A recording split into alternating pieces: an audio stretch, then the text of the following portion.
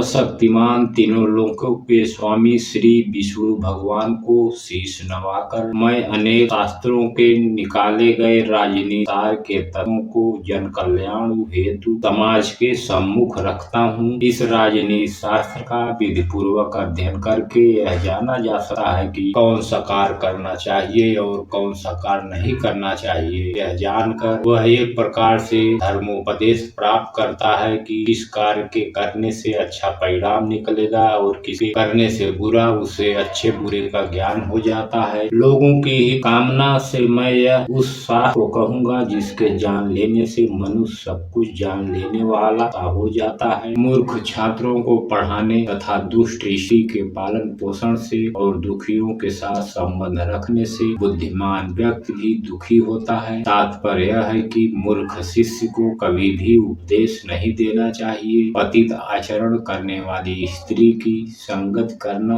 तथा दुखी मनुष्य के साथ गम करने से विद्वान तथा भले व्यक्ति को दुख ही उठाना पड़ता है।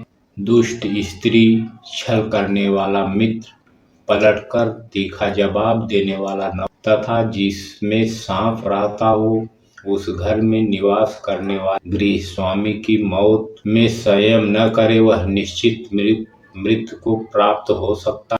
विपत्ति के समय काम आने वाला धन की रक्षा करे, धन से स्त्री की रक्षा करे और अपनी रक्षा धन और स्त्री से सदा करे। आपत्ति से बचने के लिए धन की रक्षा करे, क्योंकि पता नहीं कब आपदा आ जाए।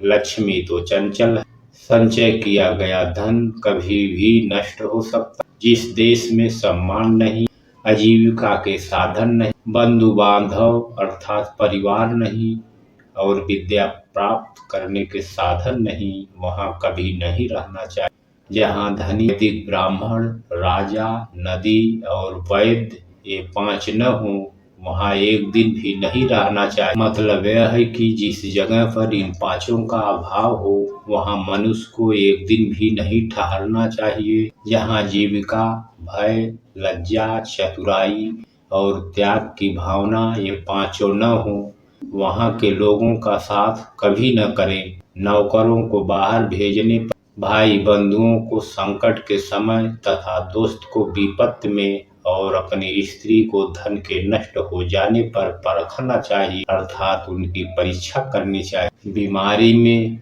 विपत्ति काल में, अकाल के समय, दुश्मनों से दुख पाने या आक्रमण होने पर, राज दरबार में और शमशान भूमि में जो साथ रहता है वही सच्चा भाई अथवा बंधु है।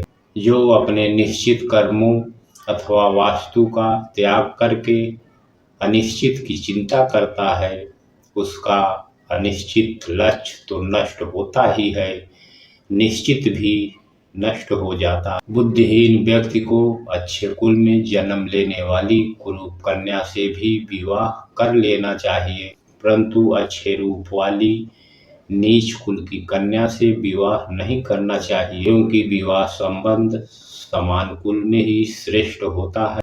लंबे नाखून वाले हिंसक पशुओं, नदियां, बड़े बड़े सींग वाले पशुओं, शस्त्रधारियों, स्त्रियों और राज परिवारों का कभी विश्वास नहीं करना चाहिए। विष से अमृत, शुद्ध स्थान से सोना, नीच कुल वाले से विद्या और दुष्ट स्वभाव वाले से कुल की गुणी स्त्री को ग्रहण करना अनुचित नहीं है। पुरुष की अपेक्षा स्त्रियों का भोजन दुगुना, लज्जा 4 गुना, साहस 6 गुना और काम करने की शक्ति 8 गुना अधिक होती है।